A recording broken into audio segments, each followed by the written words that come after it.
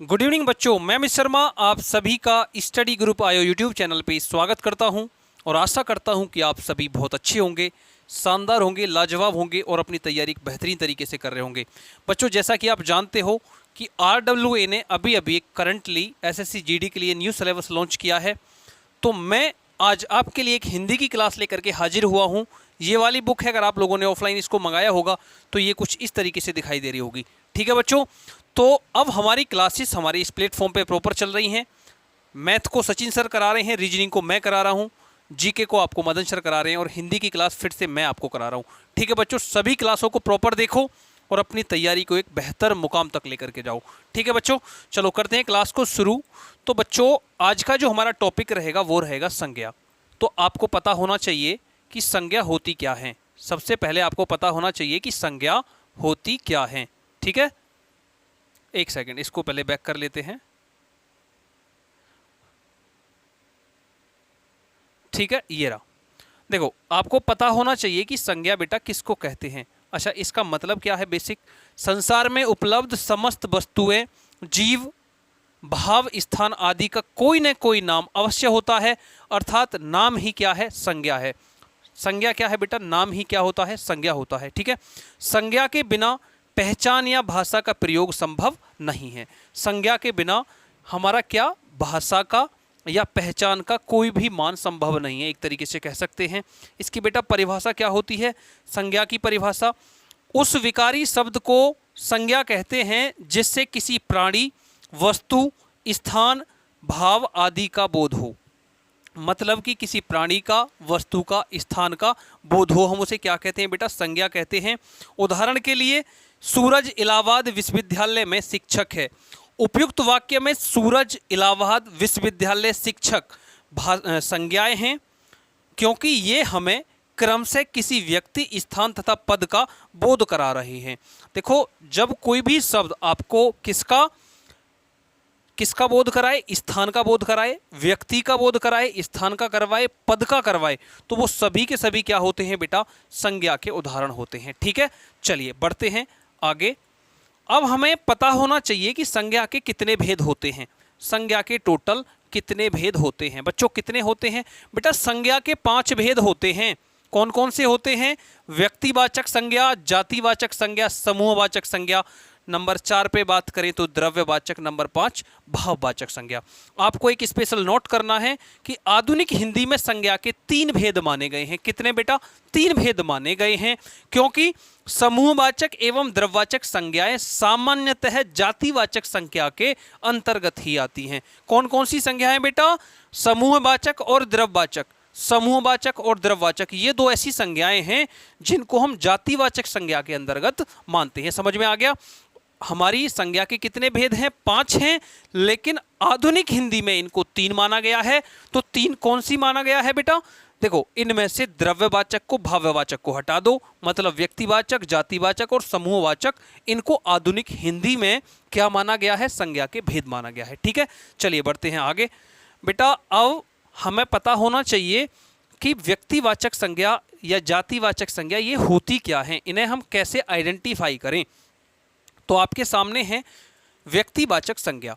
बेटा, व्यक्तिवाचक संज्ञा क्या है? जिस शब्द से किसी विशेष व्यक्ति, वस्तु या स्थान के नाम का बोध हो, उसे हम क्या कहते हैं? व्यक्तिवाचक संज्ञा कहते हैं। बेटा, जैसे महात्मा गांधी, दिल्ली, रामायण आदि। जैसे महात्मा गांधी, दिल्ली, रामायण आदि, ये सभी क्या है? हमारे व्यक्तिवाचक संज्ञा हैं। जैसे मैं तुमसे कहूँ गीता, अनुज, सुमन, ये सभी हमारे क्या है बेटा? व्यक्तिवाचक संज्ञा हैं। अब मैं नंबर 2 पे जातिवाचक संज्ञा की बात करूं तो जिस शब्द से किसी एक जाति या वर्ग के सभी प्राणियों अथवा वस्तुओं का बोध हो, उसे हम क्या कहते हैं? जातिवाचक संज्ञा कहते हैं। जैसे एग्जाम्पल दिया गया है लड़का। लड़का बहुत सारे हो सकते हैं, लड़कियां बहुत सारी हो सकती हैं। ठीक है, तो ये सभी क्या है? हमारे जातिवाचक संज्ञा। जैसे पर्वत क्या है? बहुत सारे हैं, पता नहीं किस पर्वत की बात कर रहे हो, लेकिन किसी का नाम दे दूं मैं, जैसे हिमालय पर्वत, तो बेटा ये अलग बात हो जाएगी। ये किस में चले जाएंगे? व्यक्तिवाचक में। ठीक है, तो व्यक्तिवाचक हो गया, जातिवाचक हो गया। बढ़ते हैं नेक्स्ट की तरफ। बेटा, नेक्स्ट तीसरे पे कौन आएगा? देखो, तीसरे पे आपके सामने है। तीसरे पे कौन आएगा? समूहवाचक संज्ञा। समूहवाचक संज्ञा क्या होती है बेटा? आपको पता होना चाहिए कि समूहवाचक संज्ञा किन्हें कहते हैं। जिन संज्ञा शब्दों से किसी समूह या समुदाय का बोध होता है उन्हें समूह या समुदायवाचक संज्ञा कहते हैं। बेटा जिसमें ग्रुप की बात करी जाएगी, जहाँ पे भीड़ इकट्ठी हो, समझ में आ गया ना, जहाँ पे भीड़ होगी वहाँ पे समूह होगा, समुदाय बनेगा, तो उसको हम क्या कहेंगे, समूहवाचक संज्ञा। एग्जाम्पल के लिए कक्षा में बहुत सारे बच्चे होते हैं, उसी प्रकार सभा में बहुत सारे व्यक्ति होते हैं, उसी प्रकार सेना, पुलिस आदि, ये सभी क्या है, हमारे समूहवाचक संज्ञा हैं। ठीक है बच्चे, उसके बाद नंबर 4 पे आ जाता है द्रव्यवाचक संज्ञा। बच्चों इसमें बहुत सारे बच्चे कंफ्यूज हो जाते हैं कि सर द्रव्यवाचक संज्ञा होती क्या है। तो बच्चे वे संज्ञाएं जिन्हें मापा या तोला जा सके परंतु गिना नहीं जा सके। जैसे बेटा पानी हो गया, पानी हमारा क्या है, द्रव्यवाचक संज्ञा का उदाहरण है, क्योंकि पानी को नापा जा सकता है, तोला जा सकता है, लेकिन गिना नहीं जा सकता। कभी आपने सुना है कि किसी ने कहा हो 5 पानी 6 पानी, बेटा वो पानी मतलब पानी को हम क्या कर सकते हैं, नाप सकते हैं, 5 लीटर 10 लीटर 20 लीटर, लेकिन गिन नहीं सकते। ठीक है, तो उन्हें हम क्या कहते हैं, द्रव्यवाचक संज्ञा कहते हैं। जैसे सोना, चांदी, पानी, दूध, तेल आदि, ये सभी हमारे किसके उदाहरण हैं बच्चे, द्रव्यवाचक संज्ञा के उदाहरण हैं। उम्मीद करता हूं बेटा यहां तक आपको संज्ञा के ऊपर जितने भी पॉइंट्स मैंने अभी बताए हैं वो पूरे एकदम क्लियर हो गए होंगे, कहीं पे कोई दिक्कत नहीं रही होगी। चलिए बढ़ते हैं नेक्स्ट के लिए। नंबर 5 लास्ट है, भाववाचक संज्ञा क्या होता है। बेटा जिन शब्दों से किसी प्राणी अथवा पदार्थ के गुण, भाव या अवस्था आदि का बोध हो उसे भाववाचक संज्ञा कहते हैं। जैसे प्यार, जैसे हम किसी बच्चे को प्यार करते हैं तो क्या है, हमारा प्यार एक भाव ही तो है। जैसे गुस्सा, हम किसी पे गुस्सा करते हैं वो क्या है, हमारा भाव है ना, कि हम उस पर हाइपर हो रहे हैं। जैसे निराशा, किसी काम को ना कर पाए तो हम निराश हो जाते हैं, वो क्या है, हमारा भाव है। उसी प्रकार उत्साह, जैसे कोई हमें सफलता मिल जाए, और क्रोध, किसी को देख करके गुस्सा आ जाए, ये भी हमारा क्या होता है, भाव होता है। ठीक है बच्चे, चलिए आगे बढ़ते हैं। अब आ जाता है बेटा सर्वनाम। संज्ञा की बात हो गई, संज्ञा कितने प्रकार की होती हैं, 5 प्रकार की होती हैं। कौन कौन सी होती हैं आपको अभी बता दिया है। अब आ जाते हैं सर्वनाम पे। सर्वनाम क्या होता है बेटा, वाक्यों में से एक संज्ञा प्रयुक्त होने के बाद यदि उसी संज्ञा के प्रयोग की आवश्यकता हो तो उसके स्थान पर वह उसका आप आदि शब्दों का प्रयोग किया जाता है। अर्थात सर्वनाम उस विकारी शब्द को कहते हैं जो संज्ञा के स्थान पर प्रयोग किया जाता है। बेटा सर्वनाम क्या होता है, जो संज्ञा के स्थान पर प्रयोग किया जाता है। आपको एक थोड़ी सी स्टोरी सुनाऊंगा, आपका कंसेप्ट क्लियर हो जाएगा। जैसे आप कभी एप्लीकेशन लिखते हैं या आपने कभी निबंध लिखा होगा तो आपने कहा होगा कि राम एक अच्छा लड़का है, वह विद्यालय रेगुलर जाता है या प्रतिदिन जाता है। तो देखो वह कौन है, राम के स्थान पे आपने प्रयोग किया है ना, तो ये क्या हो गया, सर्वनाम हो गया। ऐसे सभी शब्द जो संज्ञा शब्द के स्थान पर आते हैं हम उन्हें क्या कहते हैं, सर्वनाम कहते हैं। एग्जाम्पल के लिए वह, उसका, तुम, मैं और आदि, जब भी ये आपको कहीं दिखाई दे तो आप देखते ही पहचान जाना कि ये शब्द हमारे क्या है, सर्वनाम है, संज्ञा के स्थान पर प्रयोग हुए। ठीक है, चलिए आगे बढ़ते हैं बेटा, आगे चलते हैं। सर्वनाम के भेद, सर्वनाम के कितने भेद होते हैं बेटा, जल्दी से बताइएगा, सर्वनाम के कितने भेद होते हैं। सर्वनाम के 6 भेद होते हैं। हिंदी में 11 सर्वनाम शब्द हैं। मैं, तू, आप, जो, मैं, तू, आप, जो, सो, यह, वह, क्या, कौन, कोई, कुछ, ये सब क्या हैं बेटा, हमारे 11 सर्वनाम शब्द हैं। कौन से हैं बेटा, सर्वनाम के कितने भेद होते हैं, वैसे होते हैं 6 भेद, लेकिन सर्वनाम शब्द कितने हैं, मैं, तू, आज, जो, सो, यह, वह, क्या, कौन, कोई, कुछ, ये सभी हमारे क्या हैं, सर्वनाम के शब्द हैं। प्रयोग अनुसार सर्वनाम के 6 भेद और 3 पुरुषवाचक उपभेद भी हैं। कौन कौन से हैं, पुरुषवाचक, नंबर 2 निजवाचक, नंबर 3 निश्चयवाचक, नंबर 4 अनिश्चयवाचक, नंबर 5 संबंधवाचक और नंबर 6 प्रश्नवाचक। समझ में आ गया बच्चे, कौन कौन से होते हैं, पुरुषवाचक, निजवाचक, अनिश्चयवाचक, निश्चयवाचक, संबंधवाचक और प्रश्नवाचक। ठीक है बच्चे, चलिए आगे बढ़ते हैं। अब आ जाती है बात कि पुरुषवाचक सर्वनाम होता क्या है। पुरुषवाचक सर्वनाम होता क्या है, आपको पता होना चाहिए।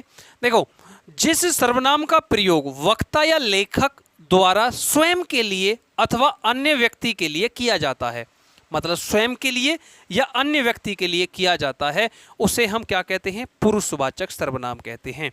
मतलब ये है कि कोई लेखक है या कोई वक्ता है जो क्या कर रहा है? सर्वनाम का प्रयोग लेखक या अपने अपने स्थान पर या किसी दूसरे के स्थान पर कर रहा है, तो हम उसे क्या कहते हैं? पुरुषवाचक सर्वनाम कहते हैं। ठीक है, जैसे मैं, तुम, यह, वह आदि। हम कोई भी लाइन बोलते हैं कि मैं वहां जाऊंगा, अपने लिए मैं का इस्तेमाल कर लिया, अपना नाम ना बता करके मैं बोल दिया। वह यहां आएगा, वह कौन है? कोई व्यक्ति है, मतलब किसी व्यक्ति का कोई नाम होगा, नाम न लेकर के उसके लिए हमने क्या कह दिया? वह। तो ये हमारे सब किस में आ जाते हैं? पुरुषवाचक सर्वनाम में। ठीक है बच्चे, उदाहरण के लिए मैं कल दिल्ली जाऊंगा, तुम एक बहादुर लड़के हो। पुरुषवाचक सर्वनाम के 3 भेद होते हैं बच्चे। कौन से? 3 उपभेद भी बताए गए हैं पुरुषवाचक सर्वनाम के। कौन कौन से होते हैं ये जल्दी से बताइएगा, कौन कौन से होते हैं। देखो, नंबर 1 पे है आपका उत्तम पुरुष। क्या होता है? जिस पुरुष का प्रयोग वक्ता स्वयं के बारे में बताने के लिए करता है, हम उसे उत्तम पुरुष कहते हैं। जैसे मैं और हम। वक्ता कौन है? जो बताने वाला है। वो अपने स्थान पे, मतलब कि स्वयं के बारे में बताने के लिए जिन शब्दों का प्रयोग करता है, हम उन्हें उत्तम पुरुष बोलते हैं। उसके बाद नंबर 2 पे आ जाता है बेटा मध्यम पुरुष। मध्यम पुरुष क्या होता है? जिस सर्वनाम का प्रयोग वक्ता सुनने वाले व्यक्ति के लिए करता है, सुनने वाले व्यक्ति के लिए करता है, उसे हम क्या बोलते हैं? मध्यम पुरुष। जैसे तू, तुम, आप। मैं बोलने वाला हूं, मैं किसी से कुछ कह रहा हूं, तो दूसरे वाला जिससे कह रहा हूं वो सुनने वाला हो गया। जिसके लिए हम सुना रहे हैं उसका नाम न लेकर के किसी और शब्द का इस्तेमाल करें तो उसे हम मध्यम पुरुष बोलते हैं। ऐसे ही नंबर 3 पे अन्य पुरुष होता है बेटा। जिस सर्वनाम का प्रयोग वक्ता किसी तीसरे व्यक्ति के बारे में बताने के हेतु करता है, उसे हम क्या बोलते हैं? अन्य पुरुष बोलते हैं। वो कौन कौन से होते हैं बेटा? यह, वह, ये और वे। जैसे हम कहते हैं ना, यह जा रहे हैं, वे आ रहे हैं, तो हम किसी दूसरे व्यक्ति को बता रहे हैं तीसरे व्यक्ति के बारे में, वो हमारा क्या होगा? अन्य पुरुष हो जाएगा। ठीक है, चलिए आगे बढ़ते हैं बेटा। यहां तक किसी को कोई दिक्कत हो तो बताइएगा। ठीक है, चलिए आगे बढ़ते हैं। अब आ जाता है निजवाचक सर्वनाम। निजवाचक क्या होता है बच्चे? निजवाचक सर्वनाम शब्दों का प्रयोग वक्ता स्वयं के लिए करता है, उन्हें निजवाचक सर्वनाम कहते हैं। जैसे आप, स्वयं, अपने आप आदि। उदाहरण के लिए, तुम्हें यह काम स्वयं करना होगा, मैं अपने आप से ही हिंदी सीख गया, मैं अपने आप से ही हिंदी सीख गया। ठीक है, चलिए आगे बढ़ते हैं। नेक्स्ट क्या है? नेक्स्ट है हमारा निश्चयवाचक सर्वनाम। आप टेंशन ना लो, एसएससी जीडी ने आज तक जितने क्वेश्चंस पूछे हैं सभी को लेकर के आऊँगा, सभी का सोल्यूशन बेहतरीन करवाऊंगा। आप अभी इनको थोड़ा थोड़ा मोटा मोटा जितना आपकी समझ में आ रहा है उतना समझ के आगे बढ़ जाओ। ठीक है ना? इनकी डेफिनेशन आपको थोड़ी 10%, 5%, अगर 1% भी समझ में आ रही है ना, टेंशन मत लो, 100% समझ में आ जाएगी। लेकिन अभी आप इस चीज़ को 1% आ रही है तो 1% ही समझो और आगे बढ़ जाओ। ठीक है, अब है निजवाचक सर्वनाम। जिस सर्वनाम से वक्ता की किसी वस्तु या निश्चित जिस सर्वनाम से वक्ता की किसी वस्तु का निश्चित बोध हो, चाहे वह वस्तु पास हो या दूर, निश्चित सर्वनाम कहलाता है। जैसे यह, वह, वे आदि। उदाहरण के लिए, यह पुस्तक है, वह पुस्तक, वह अच्छी पुस्तक है, वह पेन मेरा नहीं है। ये देखो, ये पास के लिए हो गया, पास की वस्तु के लिए। जैसे यह पुस्तक है, ये किसके लिए हो गया? पास की वस्तु के लिए। वह अच्छी पुस्तक है, ये दूर के लिए बात हो गई। ऐसी ही वह मेरा पेन नहीं है, ये भी दूर के लिए बात हो गई। ठीक है बच्चे, चलिए आगे बढ़ते हैं। अब नंबर 4 पे आ जाता है अनिश्चितवाचक सर्वनाम। ये क्या होता है? अनिश्चितवाचक सर्वनाम। तो जैसा कि नाम से ही स्पष्ट है, जिस सर्वनाम से हिंदी व्यक्ति या वस्तु का निश्चित या स्पष्ट बोध ना हो, उसे हम क्या कहेंगे? अनिश्चयवाचक सर्वनाम। जैसे कुछ, कोई होता है ना, कोई कुछ लाया, क्या लाया पता नहीं, अनिश्चित है। कोई चला गया, हमें पता ही नहीं है कौन चला गया, तो ये क्या है? हमारा अनिश्चित है। तो जब आपको कोई और कुछ ऐसे शब्द किसी वाक्य में दिखाई दे तो आप कहोगे वो वाक्य कैसा है? अनिश्चितवाचक। जैसे उदाहरण के लिए दिया गया है, ऐसा न हो कि कोई आ जाए। कोई क्या है? अनिश्चयवाचक, हमें पता ही नहीं है कि कौन आएगा। तो जब ये कोई आ गया तो आप कहोगे वाक्य कैसा है? अनिश्चयवाचक। घी में कुछ मिला लें, तो कुछ मिला लें, हमें पता नहीं है क्या मिला लें, तो कुछ आ गया, कुछ से ही हम पकड़ लेंगे ये कैसा है जी? अनिश्चयवाचक। ठीक है, कोई आ रहा है, कोई कौन है पता नहीं जी, ऐसे ही हम समझ जाएंगे कि ये कैसा है? अनिश्चयवाचक। क्लियर? चलिए आगे बढ़ते हैं। नेक्स्ट है आपके सामने संबंधवाचक सर्वनाम। बच्चे, संबंधवाचक क्या होता है? जिस सर्वनाम से दो व्यक्ति या वस्तुओं के बीच परस्पर एक दूसरे संबंध स्थापित या प्रकट हो उसे हम क्या कहते हैं? संबंधवाचक सर्वनाम कहते हैं। जैसे जो, सो, जिसको, उसको आदि। जहाँ पे आपको जो, सो, जिसको, उसको दिखाई दे, आप देखते ही बताना कि सर ये कैसा है? संबंधवाचक, एक दूसरे से क्या बना रहा है? संबंध बना रहा है। उदाहरण के लिए, जो बोएगा सो काटेगा, वह कौन है? जो रो रहा है। जो कल आएगा सो इनाम पाएगा। यहाँ से क्या है बेटा? एक संबंध मिल रहा है कि जो आएगा वो इनाम पाएगा, संबंध हो गया। जो बोएगा सो काटेगा, ये भी क्या है? एक संबंध वाली बात हो गई। ठीक है, चलिए आगे बढ़ते हैं। क्वेश्चन अब यहाँ पे इसका 6 पार्ट है। सर्वनाम, प्रश्नवाचक सर्वनाम। प्रश्नवाचक सर्वनाम क्या होते हैं? प्रश्न करने के लिए जिन सर्वनामों का प्रयोग हो, अर्थात जिस सर्वनाम से प्रश्न का बोध होता हो उसे हम प्रश्नवाचक सर्वनाम कहते हैं। जैसे आपको कोई क्वेश्चन पूछना है, तो क्वेश्चन पूछना है तो हमें कुछ ना कुछ क्वेश्चन मार्क लगाना पड़ेगा, तो उस क्वेश्चन मार्क को ही हम क्या कहेंगे? प्रश्नवाचक सर्वनाम। ठीक है बच्चे, वो क्वेश्चन मार्क होते क्या हैं? जैसे कौन, कहाँ, क्या आदि। जैसे आपने किसी से पूछा कि क्या करोगे, तो क्या क्या है? मेरा यहाँ पे प्रश्नवाचक सर्वनाम है। क्यों जा रहे हो, क्यों क्या है? मेरा यहाँ पे प्रश्नवाचक सर्वनाम है। क्या खाओगे, क्या क्या है? मेरा यहाँ पे प्रश्नवाचक, क्वेश्चन मार्क है ना, तो प्रश्नवाचक सर्वनाम है। ठीक है, यहाँ पे एग्जाम्पल के लिए ले लो, तुम कहाँ जा रहे हो, तो तुम कहाँ, कहाँ क्या आ गया? मेरा प्रश्नवाचक सर्वनाम। वहाँ कौन खड़ा है, वहाँ मतलब कौन, कौन के लिए प्रश्नवाचक आ गया। अब तुम क्या खा रहे हो, क्या मतलब प्रश्नवाचक आ गया। तो ऐसे शब्द जब आपको दिखाई दे तो आप सीधा सीधा क्लिक करोगे कि सर ये कैसा है? प्रश्नवाचक सर्वनाम है। ठीक है, चलिए आगे बढ़ते हैं। इसके बाद में देखो, अब यहाँ पे आपको स्पष्ट दिखाई दे रहा होगा कि यहाँ से हमारी क्लास शुरू होने वाली है। प्रॉपर आपको क्वेश्चन मिलेंगे प्रीवियस ईयर वाले। उसने कहा है एसएससी जीडी में विगत वर्षों में पूछे गए प्रश्नों का संकलन, मतलब कि एसएससी जीडी ने जो आज तक क्वेश्चन पूछे हैं उन सभी प्रश्नों का संकलन अब यहाँ से शुरू होगा। ठीक है, चलिए तो पहला क्वेश्चन देखते हैं। पहला क्वेश्चन आपके सामने है, निम्नलिखित प्रश्नों में 4 विकल्पों में से उस विकल्प का चयन करें जो रिक्त स्थानों के लिए सही भाववाचक संज्ञा का विकल्प हो। परिवार में उस व्यक्ति के चले जाने की खाली स्थान सदैव बनी रहेगी। 4 ऑप्शन दे रखे हैं, उभार, क्रांति, कमी या कटुता। क्या होगी बच्चों? तो क्या होगी? ऑप्शन सी, उसकी क्या होगी बच्चों? कमी हो जाएगी। क्लियर हो गया? चलिए बढ़ते हैं नेक्स्ट की तरफ। नेक्स्ट देखते हैं क्या है। क्वेश्चन नंबर 2 आपके सामने है। बच्चों मैंने अभी तक आपको संज्ञा क्या होता है उसकी परिभाषा, उसके भेद, सर्वनाम क्या होता है उसकी परिभाषा, उसके भेद सभी कराए हैं। सबको लर्न कर लेना, एक नोटबुक पे नोट कर लेना। आपसे सभी से रिक्वेस्ट है कि क्लास में जब भी बैठें आप पेन और रजिस्टर लेकर के बैठें। ठीक है, क्योंकि जो भी चीज़ पॉइंट करने वाली है आप उसे पॉइंट करें, उसको लिखें अपने नोट्स में। ठीक है बच्चों, देखो दूसरा क्वेश्चन क्या है। आज पुष्पा ने बर्तन ठीक से नहीं धोए, कढ़ाई में अभी भी खाली स्थान है, चिकनाई है, खटाई है, चिकना है या तेल है। तो कौन सा ऑप्शन होगा बेटा? ऑप्शन ए होगा, चिकनाहट है। क्या है? चिकनाहट है। ऑप्शन ए क्लिक करके आप क्या बढ़ जाओगे? आगे बढ़ जाओगे। चलिए नेक्स्ट क्वेश्चन की तरफ मूव करते हैं बेटा।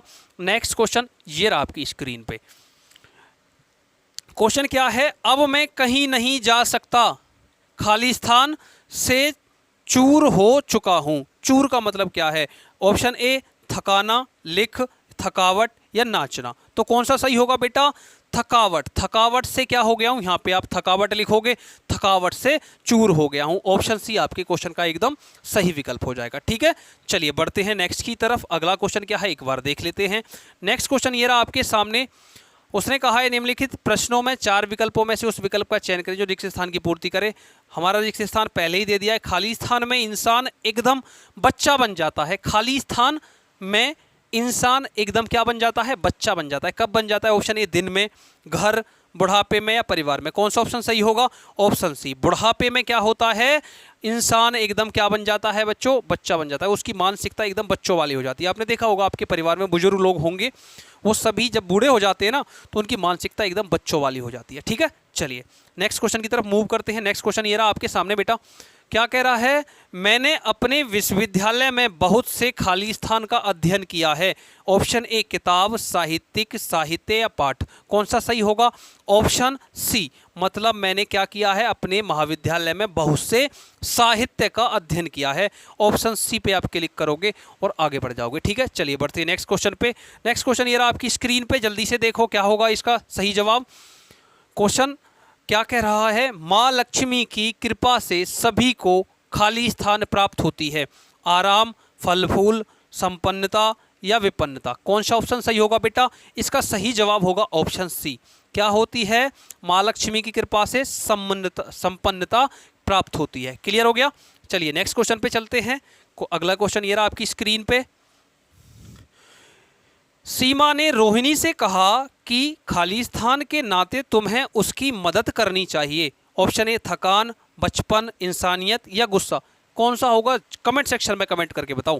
क्वेश्चन नंबर ये कौन सा चल रहा है अभी देखते हैं, 7 या 8 होगा। तो इसका सही जवाब क्या होगा बेटा? इंसानियत, ऑप्शन सी। सीमा ने रोहिणी से कहा कि इंसानियत के नाते तुम्हें उसकी मदद करनी चाहिए। चलिए बढ़ते हैं नेक्स्ट क्वेश्चन की तरफ। अगला क्वेश्चन क्या होगा? अगला क्वेश्चन आपके सामने है, क्वेश्चन 8 है ये बेटा, क्वेश्चन 8। क्लियर? तो वो क्या कह रहा है? सुरेश की बात की खाली स्थान को समझना बहुत जरूरी है। सुरेश की बात की खाली स्थान मतलब ऑप्शन ए गंभीरता, चप्पल, गड़गड़ाहट या कटु? कौन सा होगा सही? जल्दी से बताओ। तो कौन सा विकल्प होगा बेटा इसके लिए?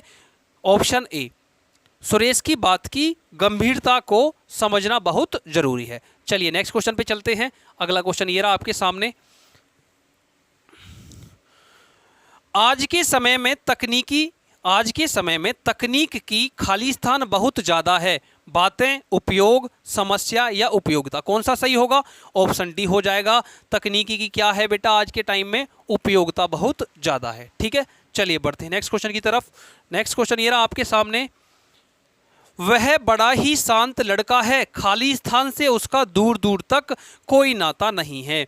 लड़ाई, खेलना, थकना या लड़ना? क्या होगा 4 विकल्पों में? देखिए 4 विकल्पों में इसका ऑप्शन होगा ऑप्शन ए। कौन सा? लड़ाई। वह बड़ा ही शांत लड़का है, लड़ाई से उसका दूर दूर तक नाता नहीं है, इसलिए ऑप्शन ए पे आप क्लिक करोगे और आगे बढ़ जाओगे। ठीक है बच्चे, चलिए क्वेश्चन नंबर 11 आपके सामने है, जल्दी से देखो। क्वेश्चन 11 क्या कह रहा है? विकास की आवाज़ से बहुत खाली स्थान हो। विकास की आवाज़ से बहुत खाली स्थान हो। प्यास, मिठास, खटास या दर्दनाक? जल्दी से बताओ क्या होगा? ऑप्शन कौन सा होगा? ऑप्शन डी, दर्दनाक। क्लियर हो गया बेटा? Option D. चलिए आगे बढ़ते हैं नेक्स्ट क्वेश्चन पे। कहीं पे कोई समस्या है बच्चों आप कमेंट करके बता सकते हैं।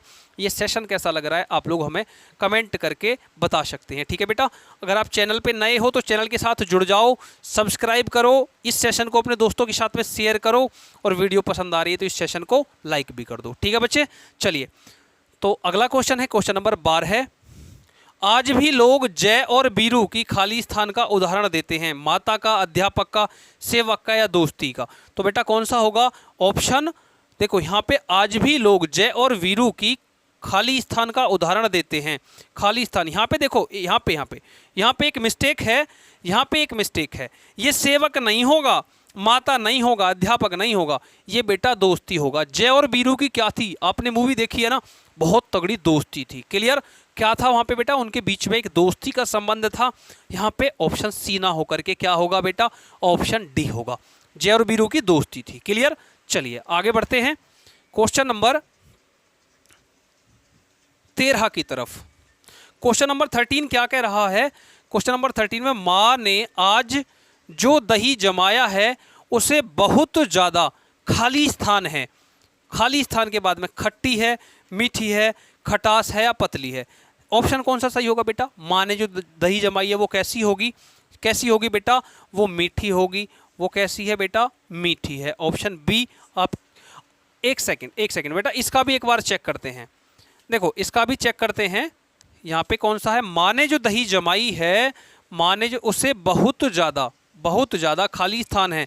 वो क्या है? खटास है बेटा उसमें। वो कैसी है? खट्टी है। क्लियर हो गया? यहाँ पे आपको अपना लॉजिक लगाना है कि दही जब जमाई जाएगी ना वो मीठी नहीं हो सकती। ठीक है बेटा? वो कैसी होगी? खट्टी होगी या नॉर्मल होगी? तो वो कैसी है? बहुत ज़्यादा खट्टी है, मीठी नहीं हो सकती। मीठी दही जमाई आज तक आपने देखी कोई मीठी दही जमाता है? नहीं ना। चलिए नेक्स्ट क्वेश्चन की तरफ मूव करते हैं। क्वेश्चन नंबर 14 को देखो जल्दी से। रिक्त स्थान की पूर्ति उचित संज्ञा शब्द से करें। खाली स्थान तरल अवस्था में होता है। सुंदरी, वह, कुछ या पारा? कौन होता है बेटा? कौन होता है? जल्दी से बताओ कमेंट में, कौन होता है?